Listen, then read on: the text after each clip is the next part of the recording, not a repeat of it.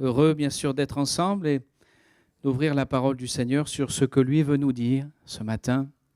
On va prier, que le Seigneur dispose nos cœurs. Amen, cette parole de vie qui veut encore produire la vie ce matin. Seigneur, nous nous plaçons devant toi. C'est ta parole, elle est la vérité, elle est la vie. Et ce matin, tu es ce Dieu d'amour qui veut parler à son peuple, qui veut l'encourager, qui veut l'exhorter. Voilà pourquoi nous voulons placer nos cœurs devant le trône de grâce et te demander, Seigneur, que cette semence incorruptible vienne être semée en nous et qu'elle croisse, qu'elle grandisse et que toi, tu grandisses en nous avec cette parole et que nous puissions diminuer afin de te laisser toute bonne part dans notre cœur et dans notre vie chaque jour, Seigneur, pour ta seule gloire, Jésus. Amen. Amen. En introduction, je vous parlais ce que je pourrais nommer récit d'une vie de famille nombreuse normale. Papa, c'est injuste. Sur les 1200 céréales du paquet, mon frère en a mangé 3 de plus que moi. C'est pas juste. Quoi ? Nous, on a mangé les savoureux légumes cuits à la vapeur, pleins de bonnes vitamines utiles à notre croissance et notre bon développement. Et vous, vous avez mangé au Burger King. C'est pas juste. Comment ? Nous, on doit se coucher tôt alors que les grands, eux, ils ont le droit de regarder un film avec vous jusqu'à tard. C'est pas juste. Évidemment, tout lien avec une situation réelle est à écarter ce matin, ne serait que fortuit. C'est pas juste. C'est pas juste. Au-delà de ces quelques plaisanteries, nous vivons tous et nous sommes tous confrontés un jour à des situations injustes. Vous en avez déjà vécu dans votre parcours, dans votre enfance, dans votre travail, dans simplement la vie de tous les jours. Nous vivons et nous vivrons encore des injustices. Un décès, une perte. Ce sentiment d'injustice peut être le nôtre dans bien des moments de notre vie. Nous-mêmes, nous subissons des injustices, mais nous avons aussi commis des injustices. Oh, pas volontairement, certainement, mais vous savez, depuis la Genèse, depuis que Adam et Ève, se sont détournés de l'arbre de vie, l'injustice fait partie de notre vie quotidienne. La justice de Dieu, quelque part, s'est enlevée dans ce monde. Elle est revenue au travers de Christ, évidemment, mais nous sommes dans ce monde injuste. Et nous vivons de l'injustice. Quelles que soient les causes, et ce matin, je ne voudrais pas m'arrêter sur ce qui a produit l'injustice, mais simplement les prendre comme un fait. Nous vivons des situations injustes. Nous avons commis des injustices. Des reproches, des mensonges, des interprétations, des quiproquos, tant de choses peuvent conduire à l'injustice. Voilà pourquoi ce matin, je vous propose, au travers de l'histoire d'un homme dans la parole de Dieu qui, lui, a vécu bon nombre d'injustices qui se sont enchaînées dans sa vie quotidienne, voir comment traverser ces injustices, comment les vivre, qu'en faire. Voilà pourquoi nous allons ensemble ouvrir nos Bibles ce matin dans la Genèse au chapitre 39. Nous allons lire à partir du verset 1er. Genèse chapitre 39, à partir du verset 1er. Volontairement, la lecture sera un peu longue ce matin, nous allons parcourir tout le chapitre, mais c'est pour que le récit soit bien ancré dans notre tête. On fit descendre Joseph en Égypte, et Potiphar, officier de Pharaon, chef des gardes, égyptien, l'acheta des Ismaélites qu'il y avait fait descendre. L'Éternel fut avec lui, et la prospérité l'accompagna. Il habitait dans la maison de son maître, l'Égyptien. Son maître vit que l'Éternel était avec lui, et que l'Éternel faisait prospérer entre ses mains tout ce qu'il entreprenait. Joseph trouva grâce aux yeux de son maître qui l'employa à son service, l'établit sur toute sa maison et lui confia tout ce qu'il possédait.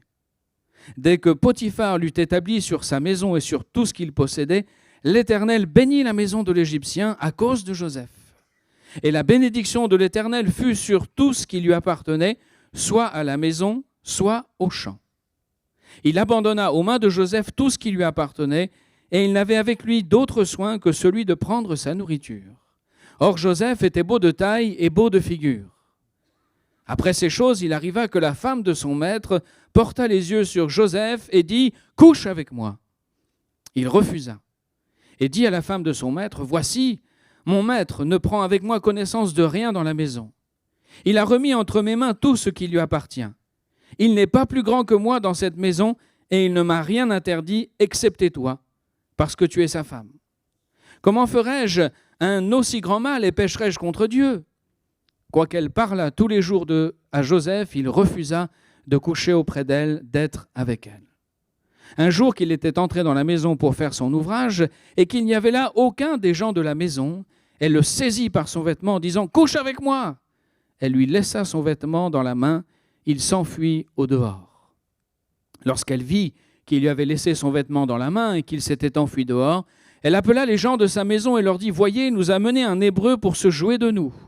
Cet homme est venu vers moi pour coucher avec moi, mais j'ai crié à haute voix.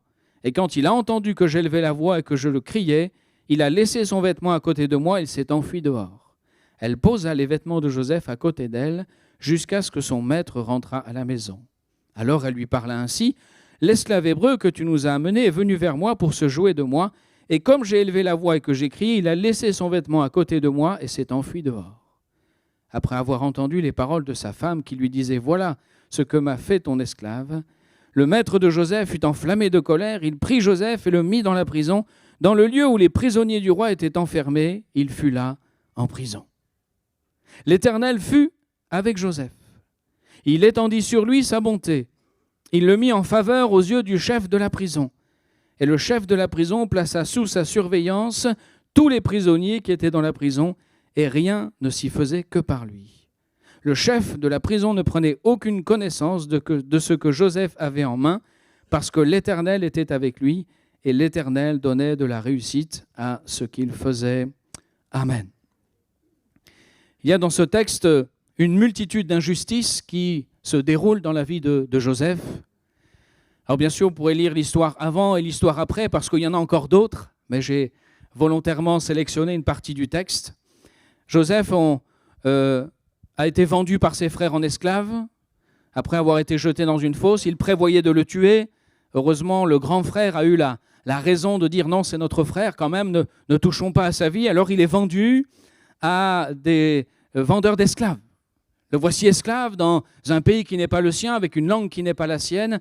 Et eh bien, ce Potiphar, donc quelqu'un d'important au niveau de l'armée de Pharaon, eh bien, va l'embaucher. Et on pourrait dire ça se passe bien. Et puis il y a cette femme qui, cette fois-ci, va user de mensonges, de tromperies, et va le pousser encore plus loin qu'en esclavage, il va être mis en prison. Mais dans cette prison, dans cette maison, dans cet esclavage, dans ces situations injustes, il y a une phrase dans le texte qui revient, « L'Éternel était avec lui ». L'Éternel était avec lui. La mention revient 4 fois dans le texte.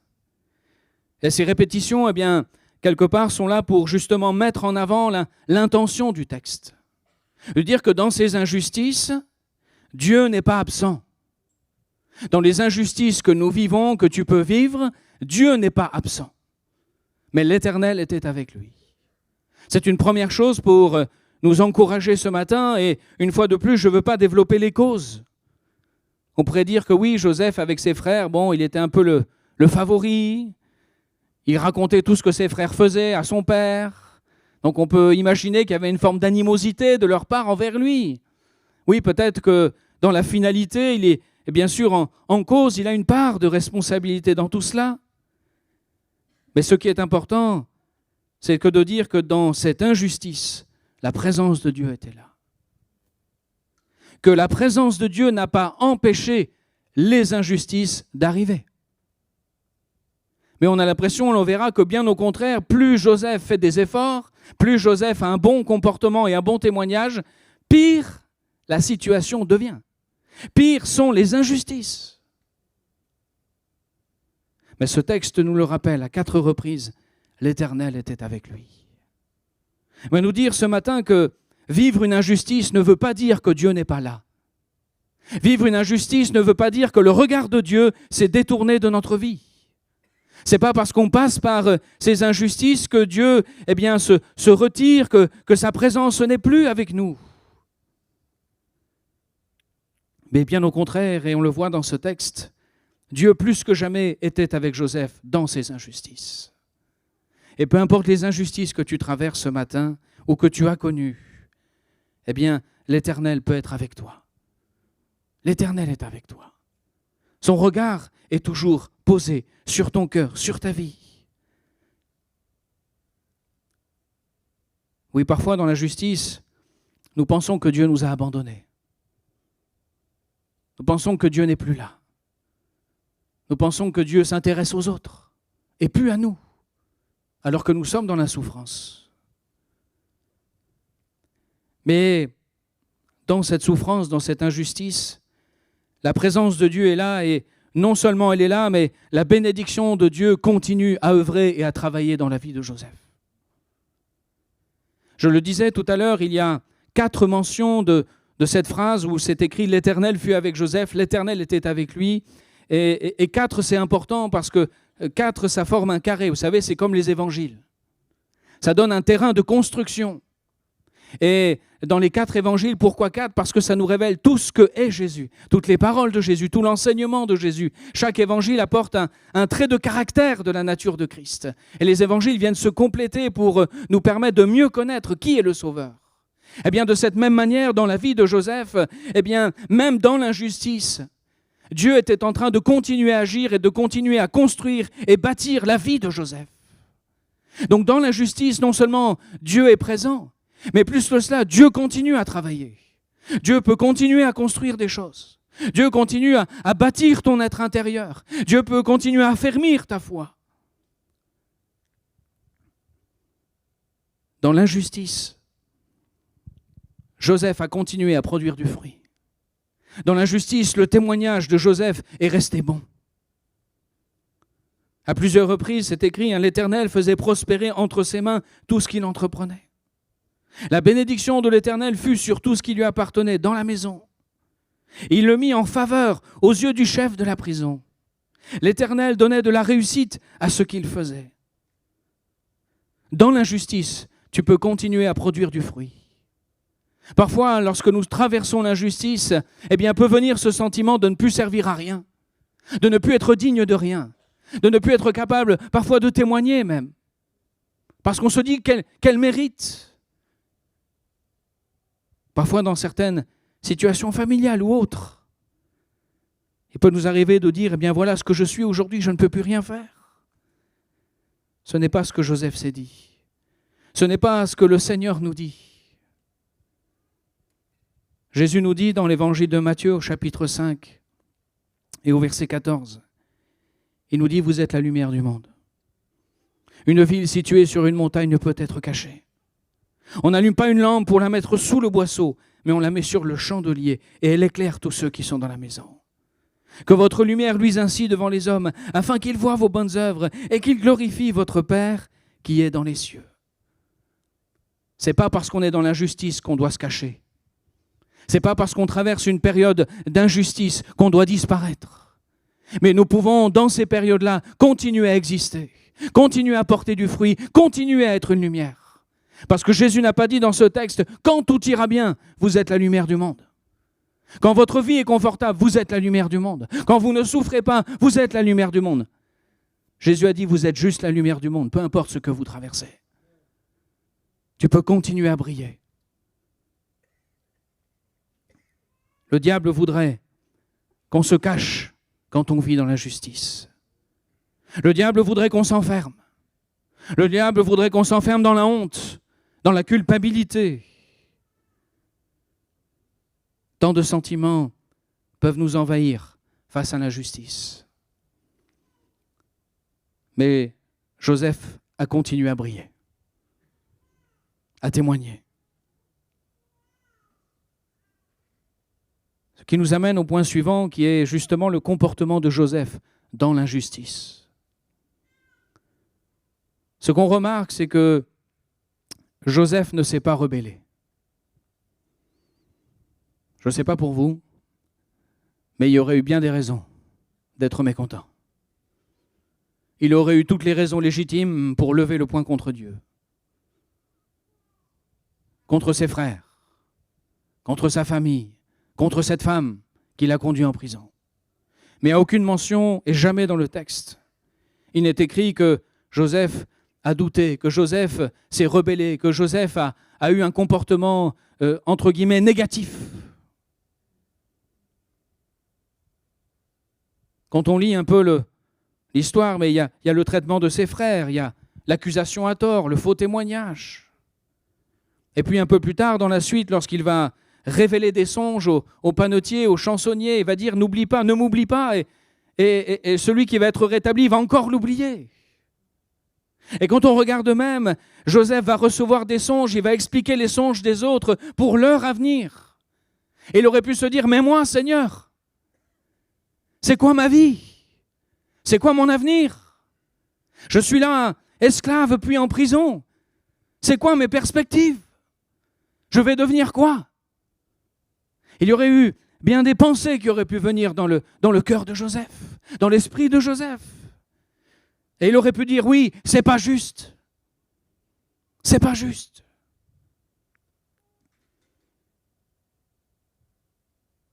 Quand bien même il se tient et refuse les avances de cette femme. Il pourrait dire, ben voilà à quoi, quelque part, mon obéissance m'a conduit en prison.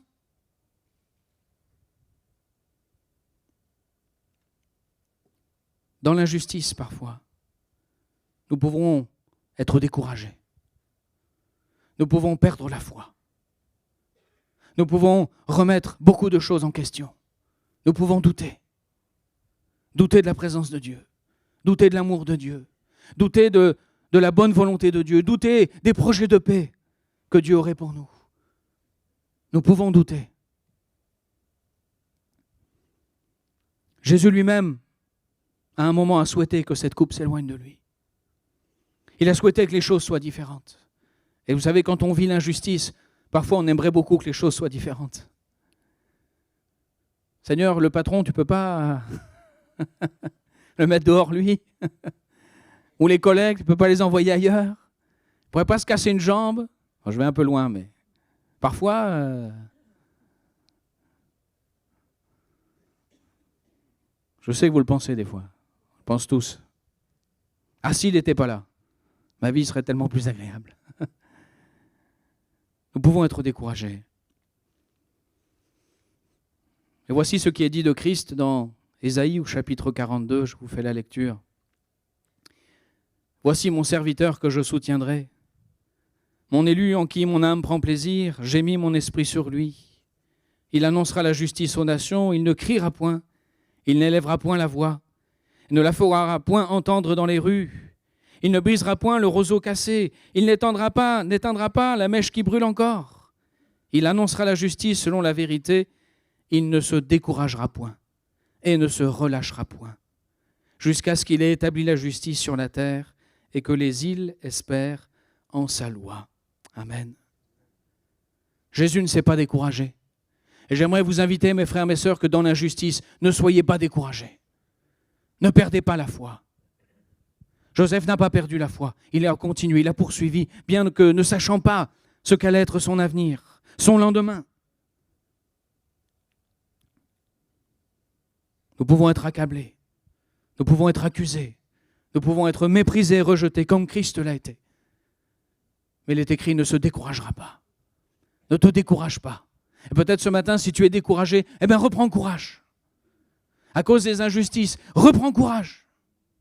Dieu est là. Ce beau texte dans 2 Corinthiens, chapitre 4, versets 6 à 10, qui nous dit « Car Dieu qui a dit la lumière brillera du sein des ténèbres a fait briller la lumière dans nos cœurs, pour faire resplendir la connaissance de la gloire de Dieu sur la face de Christ. Nous portons ce trésor dans des vases de terre, afin que cette grande puissance soit attribuée à Dieu et non pas à nous. Nous sommes pressés de toutes parts, de toute manière, mais non réduits à l'extrémité.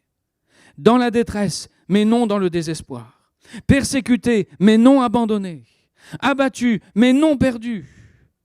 Portant toujours avec nous dans notre corps la mort de Jésus, afin que la vie de Jésus soit aussi manifestée dans notre corps. Nous ne devons pas être dans le désespoir. Même si nous sommes pressés, même si nous sommes acculés, même si nous sommes persécutés de toute forme de manière. Ne perds pas courage ce matin, mais relève la tête. Nous sommes invités à ne pas baisser les bras, mais à nous battre. Elle est où l'armée de Dieu là, ce matin? Elle est là? Sortez vos épées. Non, c'est bon, elle est déjà là. Oui, parce que dans l'injustice, il y a un combat qu'il faut mener. C'est l'apôtre Paul qui nous en parle et dit « J'ai combattu le bon combat. J'ai achevé la course. J'ai gardé la foi. » Le plus dur combat que nous avons à mener dans les injustices, c'est la foi. Continuez à croire. Continuez à espérer contre toute espérance. Continuez à lutter chaque jour, alors que peut-être mes yeux ne voient rien. Ne voit aucun changement, ne voit aucune transformation. Alors que peut-être même, comme pour Joseph, la situation devient pire chaque jour. Notre combat, c'est celui de persévérer, de garder la foi. L'apôtre Paul n'a pas eu une vie facile. Combien de fois on a voulu le tuer? On l'a tabassé, on l'a mis en prison, on l'a reclus dans une maison, il n'avait plus le droit de sortir. Voilà pourquoi il a dit « J'ai combattu le bon combat, j'ai gardé la foi ». Mon frère, ma sœur, garde la foi, garde l'espérance. Parce que notre lutte, elle n'est pas ici-bas sur la terre. Notre lutte, elle est dans le ciel. Elle est dans l'invisible. C'est là que nous combattons. C'est là que chaque jour, lorsque nous tenons ferme, nous gagnons petit à petit. Même si nous ne voyons pas. Ne t'arrête pas sur ce que tes yeux voient ou ce qu'ils ne voient pas. Sinon, tu vas faire comme Pierre. Pierre, il avait la foi. Et puis à un moment, il a regardé les vagues et la tempête. Et là, il a commencé à sombrer. Garde les yeux fixés sur Jésus. Garde la foi, garde la confiance en Dieu. Parce que la Bible nous dit également, nous n'avons pas à lutter contre la chair et le sang, mais contre les dominations, les autorités, les princes de ce monde de ténèbres, les esprits méchants dans les lieux célestes. Vous savez, quand il y a une injustice quelque part, l'ennemi est là. Quand il y a une violence injuste, c'est l'ennemi qui insuffle. C'est l'ennemi par ses poisons qui vient détruire. C'est l'ennemi qui suscite la haine, qui suscite la violence. C'est l'ennemi qui est derrière tout ça. Alors c'est lui qu'il faut combattre. Parce que dans l'injustice, parfois notre erreur, c'est de combattre les hommes, les femmes. Combattre la chair et le sang. Vouloir régler nos comptes. Voilà ce qu'il m'a fait. Voilà ce que je vais lui faire. La vengeance, la haine, la colère, l'amertume sont des sentiments qui peuvent nous envahir et nous donner de réagir, mais pas de la bonne manière.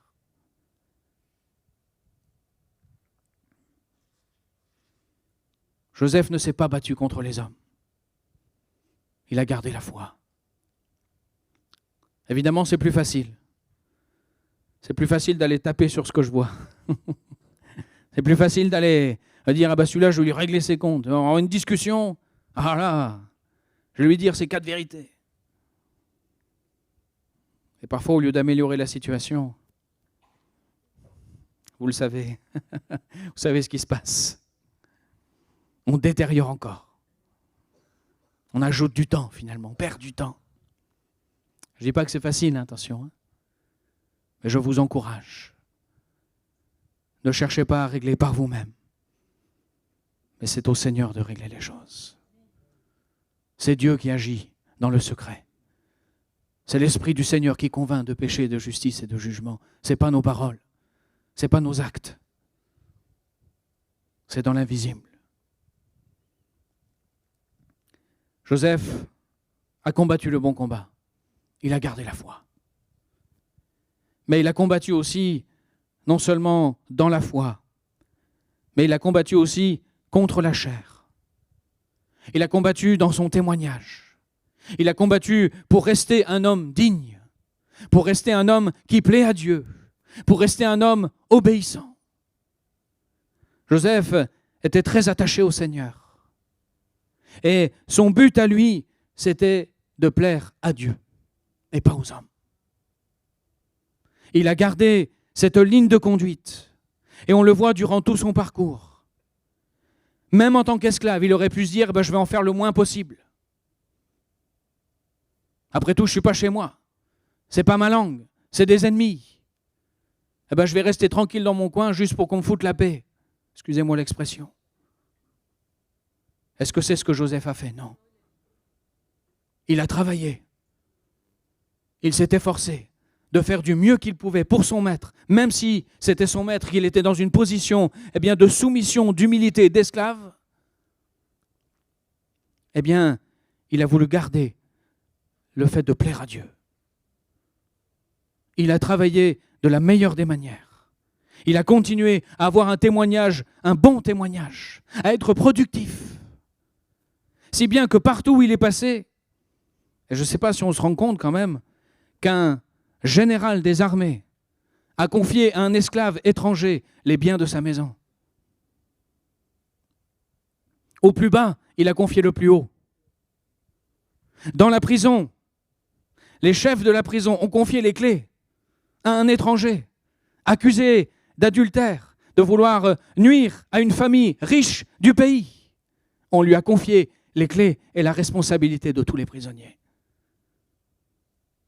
Il a gardé la foi et il a tenu sa conduite. Il est resté obéissant. Il est resté avec le meilleur de lui-même, peu importe où il était. Mon frère, ma sœur, ton combat dans l'injustice, c'est de continuer à faire ce qui est juste. C'est de continuer à obéir au Seigneur, quoi qu'il arrive. C'est de continuer à avoir une attitude qui honore Dieu. Une obéissance de la parole de Dieu. Continuez à dire, quoi que je fasse, comme nous dit la parole de Dieu, quoi que vous fassiez, faites tout pour la gloire de Dieu. Joseph a continué à œuvrer pour la gloire de Dieu. Et il ne s'est pas arrêté à sa situation, ni aux injustices. Dans l'injustice, peu importe le comportement des autres. Peu importe le comportement des autres.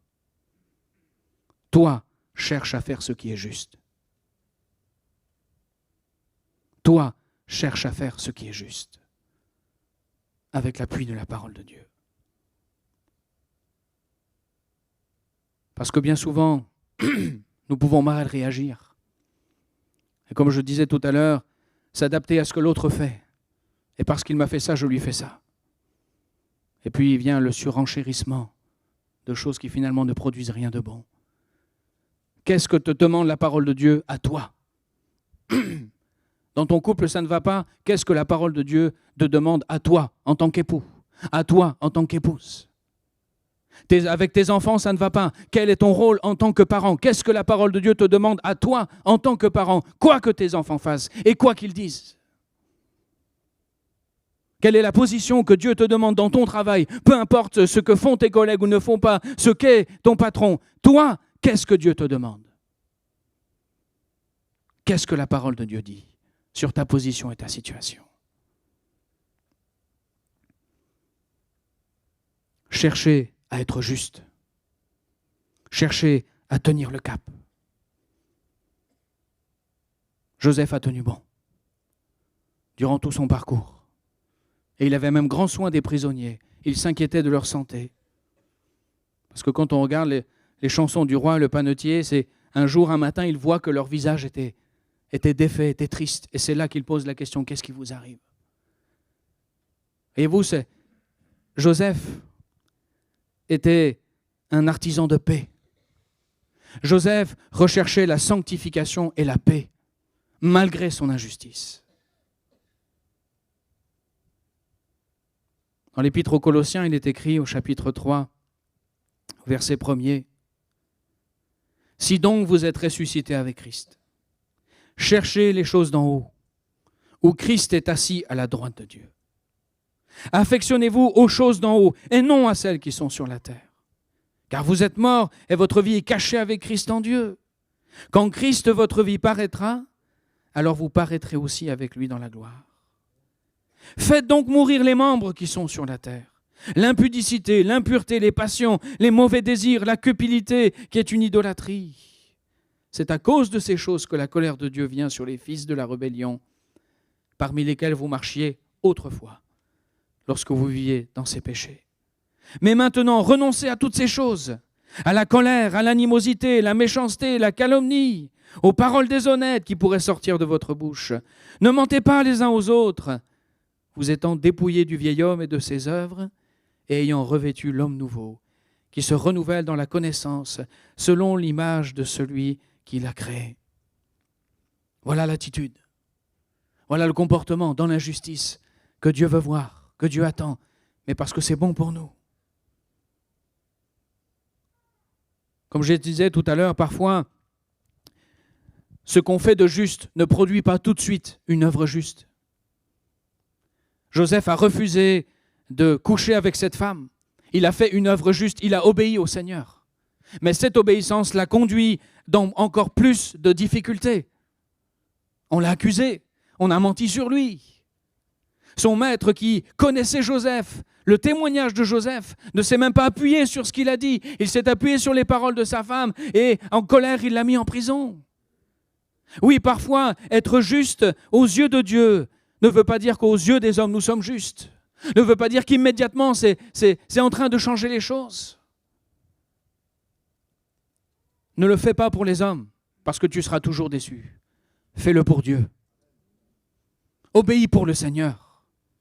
Parce que si dans ton esprit, tu dis ça, je vais faire ça, et ça va le changer, voilà ce qui va, j'aimerais voir ça, si moi je fais ça. Des calculs comme ça te décourageront toujours. Parce que l'homme est l'homme. Mais si dans ton cœur tu dis, comme Jésus a dit, eh bien qu'il le faisait pour le Père. L'obéissance c'était pour le Père. Continue à obéir pour ton Père céleste. Tiens bon pour lui. Parce que celui qui va changer les choses, c'est lui. C'est pas toi. Celui qui peut transformer le cœur une fois de plus et aller au plus profond de l'être, c'est lui. C'est pas toi.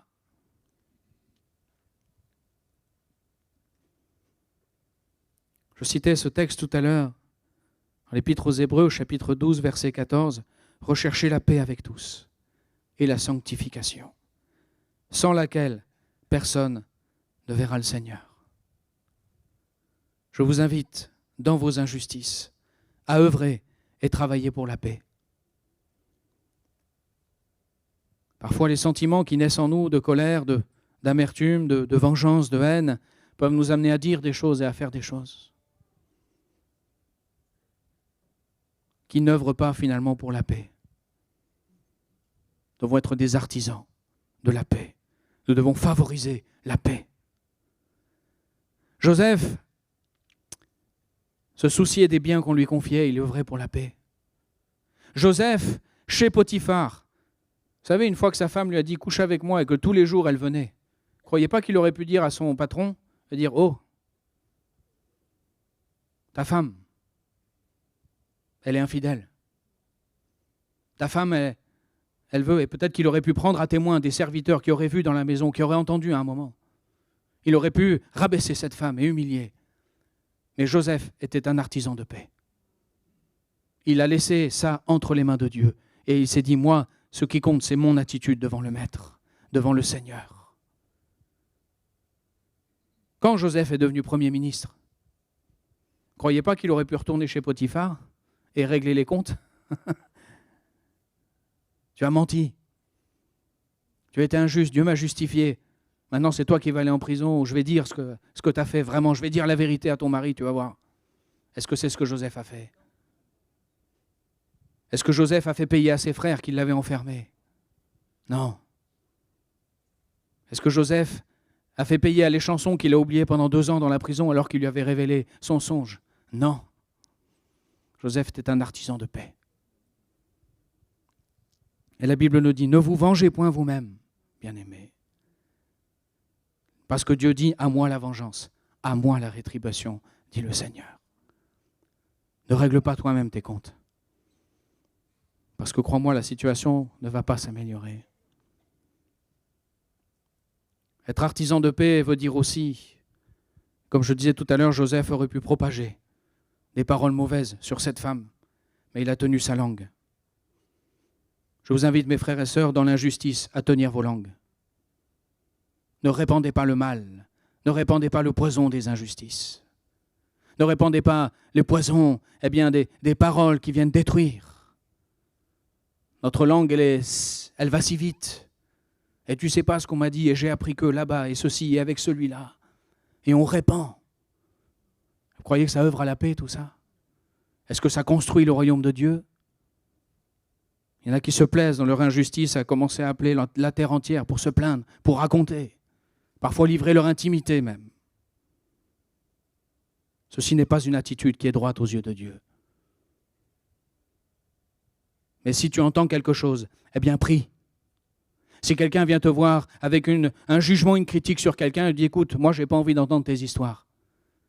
Ben, si tu as un problème avec lui, avec elle, tu pries, tu vas régler. Moi je ne veux pas être collègue de ça, je ne veux pas m'associer à ça. Et si ça ne va pas, bien plie le genou et demande au Seigneur. Parce que, et malheureusement, même dans l'Église, les paroles de poison sont répandues. Et elles font du mal. Et derrière, c'est qui en paye le prix? Ben, c'est les âmes. C'est celles et ceux qui sont précieux aux yeux de Dieu.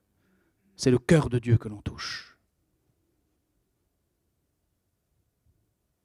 La Bible nous dit dans 1 Pierre chapitre 3, verset 17, « Il vaut mieux souffrir, si telle est la volonté de Dieu, en faisant le bien plutôt qu'en faisant le mal. » Parce que ça, c'est être juste aux yeux de Dieu. Et c'est ce qui lui permet d'agir.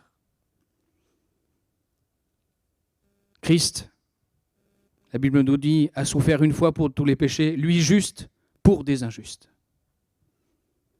afin de nous amener à Dieu, ayant été mis à mort quant à la chair, mais ayant été rendu vivant quant à l'esprit. Les premiers injustes, c'est nous, les pécheurs. Mais Christ, dans son amour, a été juste pour nous, à notre place, et il a livré sa vie. Alors dans nos injustices, ne devenons pas à notre tour injustes, mais cherchons à être justes comme Christ l'a été. Et si il y a de la souffrance, eh bien, mais si on souffre pour faire ce qui est juste, alors c'est bien et c'est bon, parce que ça va produire quelque chose.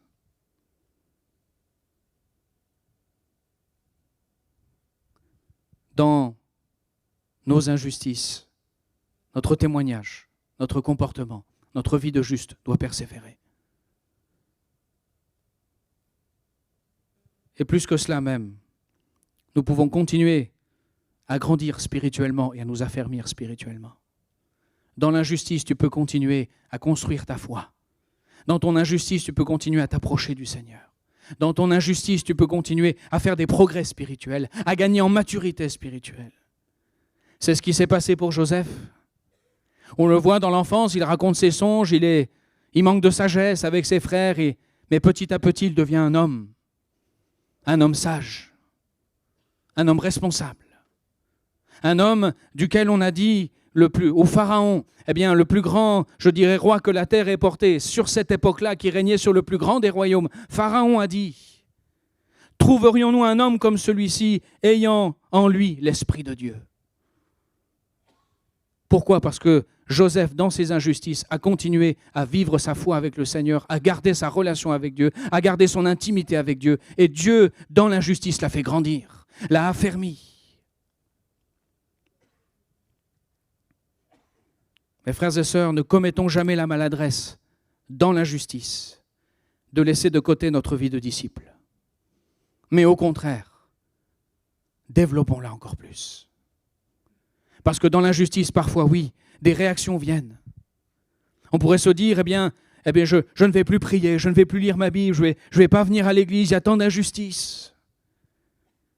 Moi, je vais te dire qu'en faisant ça, ta situation va s'aggraver, elle ne va pas s'améliorer. Parce qu'encore une fois, celui qui change les choses, c'est le Seigneur. C'est dans sa présence que Dieu peut parler, que Dieu peut agir, que Dieu peut transformer les choses. Alors au plus bas tu es peut-être dans l'injustice, au plus tu as besoin du Seigneur. Alors va encore plus loin avec lui dans les injustices. Lis ta Bible, médite-la, participe, viens à la vie de l'Église. C'est là que Dieu donnera sagesse, parole, cœur pour briller pour sa gloire.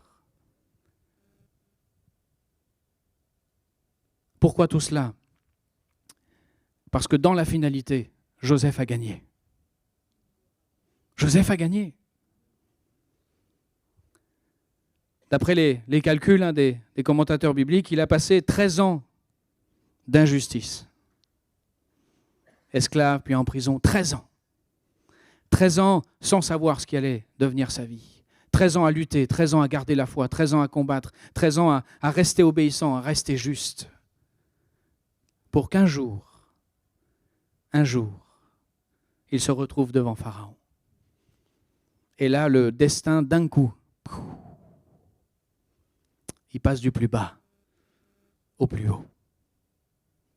Le voilà premier ministre de l'Égypte, où Pharaon lui confie tout pour gérer son royaume. Plus que sauver sa propre vie, il va sauver la vie de millions d'Égyptiens. Et plus que les millions d'Égyptiens, il va sauver la vie de sa famille. Parce qu'un jour, ses frères vont venir, Joseph va venir. Enfin, les frères de Joseph vont venir avec son père.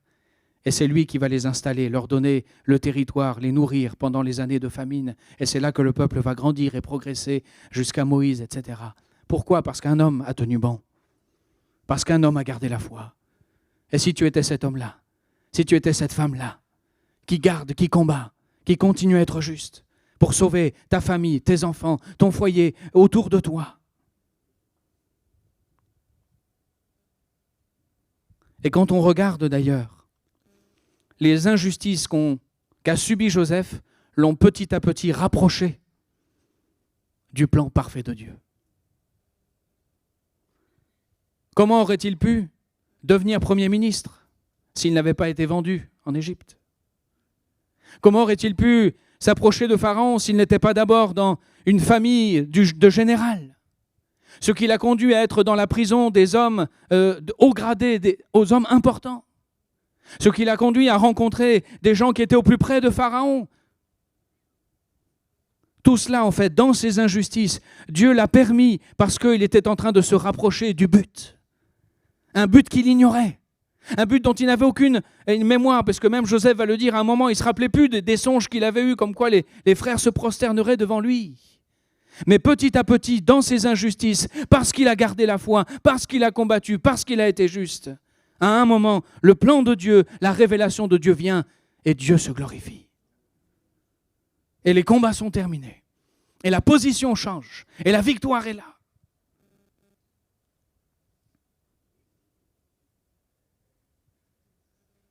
Bien sûr, je vais vous dire une chose. Parfois, nous ne verrons pas. Parfois, nous ne verrons pas le fruit de notre vie de justice. Oui. Nous sommes dans l'Ancien Testament. Œil pour œil, dent pour dent, les choses étaient très visibles.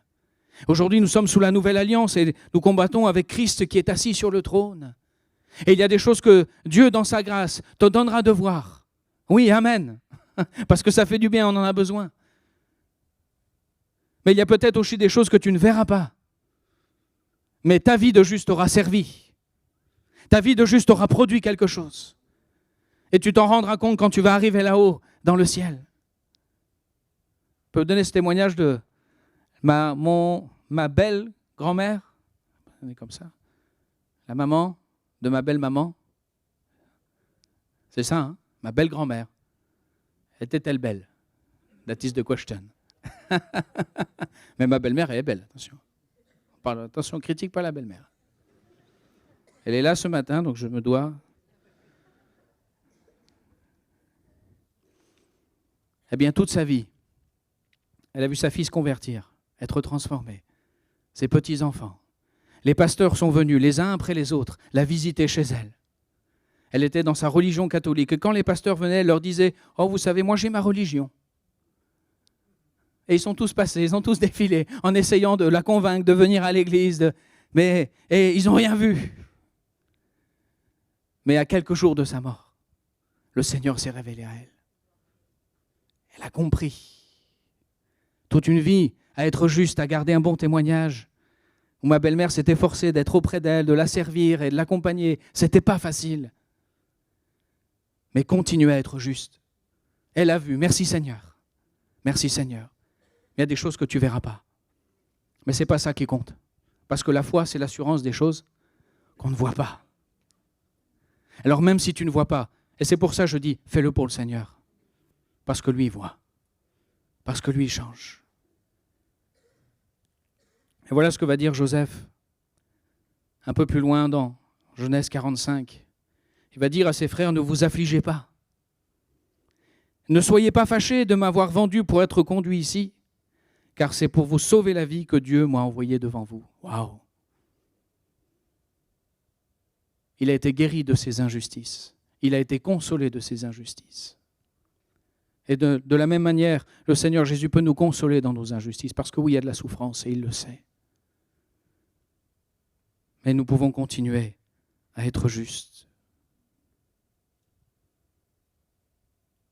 Désolé, je suis un peu long ce matin, mais Joseph, il est passionnant. Alors, ça va? On est presque à la fin, on arrive à la conclusion. Un texte de Philippiens, au chapitre 3, verset 8, nous dit, l'apôtre Paul parle et dit, « Je regarde toutes ces choses comme une perte, à cause de l'excellence de la connaissance de Jésus-Christ, mon Seigneur, pour lequel j'ai renoncé à tout, et je les regarde comme de la boue afin de gagner Christ, et d'être trouvé en lui, non avec ma justice qui vient de la loi, mais avec celle qui s'obtient par la foi en Christ, la justice qui vient de Dieu par la foi, afin de connaître Christ, la puissance de sa résurrection, la communion de ses souffrances, en devenant conforme à lui dans sa mort, pour parvenir, si je puis, à la résurrection d'entre les morts. Ce n'est pas que j'ai déjà remporté le prix ou que j'ai déjà atteint la perfection, mais je cours pour tâcher de le saisir. Puisque moi aussi j'ai été saisi par Jésus-Christ, frère, je ne pense pas l'avoir saisi, mais je fais une chose, oubliant ce qui est en arrière, et me portant vers ce qui est en avant, je cours vers le but, pour remporter le prix de la vocation céleste de Dieu en Jésus-Christ. Amen. Il y a eu des injustices, laisse-les derrière. Maintenant, fais-toi ce qui est juste. Et de dire, Seigneur, à partir d'aujourd'hui, je veux t'obéir. Je veux être fidèle. Je veux devenir un artisan de paix. Seigneur, je veux travailler pour toi. Je veux que ma vie te plaise à toi. Je veux faire tout pour toi. Et le Seigneur sera justifié. Battez-vous. Ne perdez pas courage. Persévérez. Priez. Gardez la foi. Soyez obéissants au Seigneur. Dans vos injustices, eh bien, levez-vous tel un soldat de Jésus. Et Dieu saura justifier les choses. Dieu saura agir en son temps et à sa manière à lui. Mais quand il le fait jusqu'au bout. Alléluia. Que Dieu vous encourage ce matin de vos injustices à être juste. Est-ce qu'on peut se lever ce matin?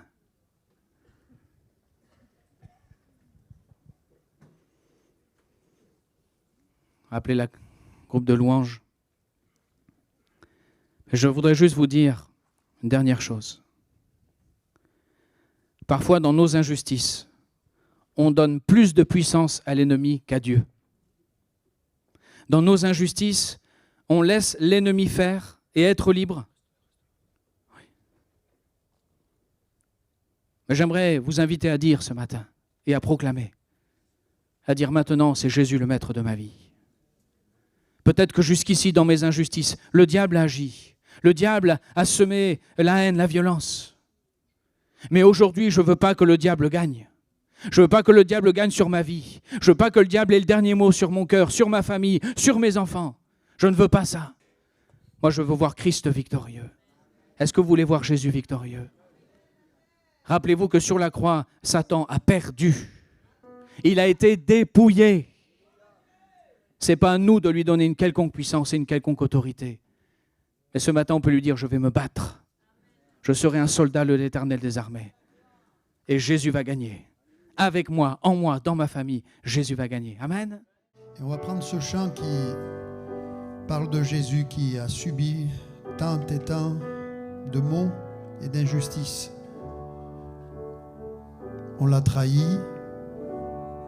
on a craché sur son visage. Homme de douleur et habitué à la souffrance. Même si nous sommes au Seigneur, ne nous est-il pas arrivé dans notre marche avec Dieu de lui être infidèle de tant de manières? Et pourtant, c'est un mystère qui m'étonne et m'émerveille. Son amour demeure. Quand je me repens, quand je reviens à lui, il m'ouvre ses bras, il me relève, il me restaure.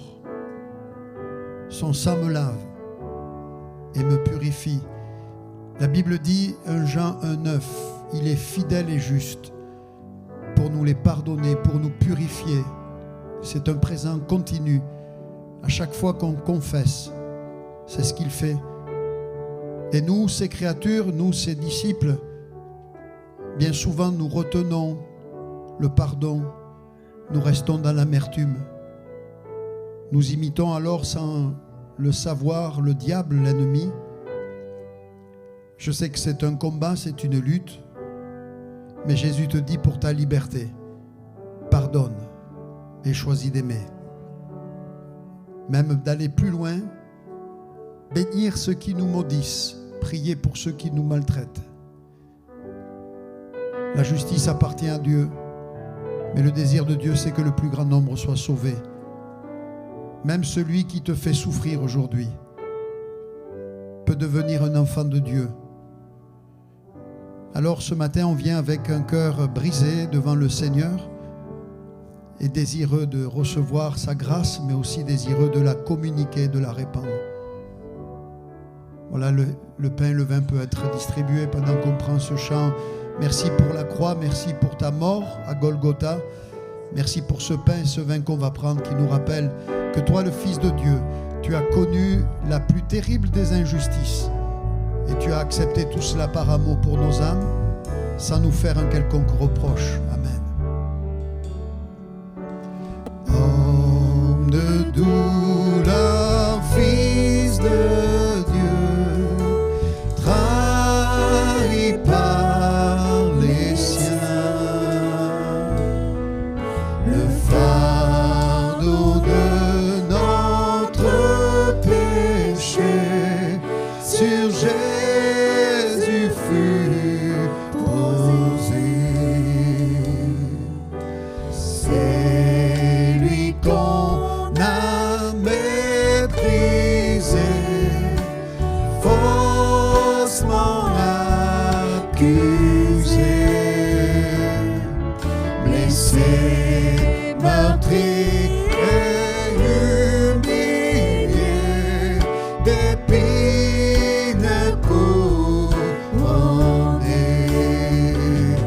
Oh, cette croix, ma rédemption, où ton sang coula pour moi.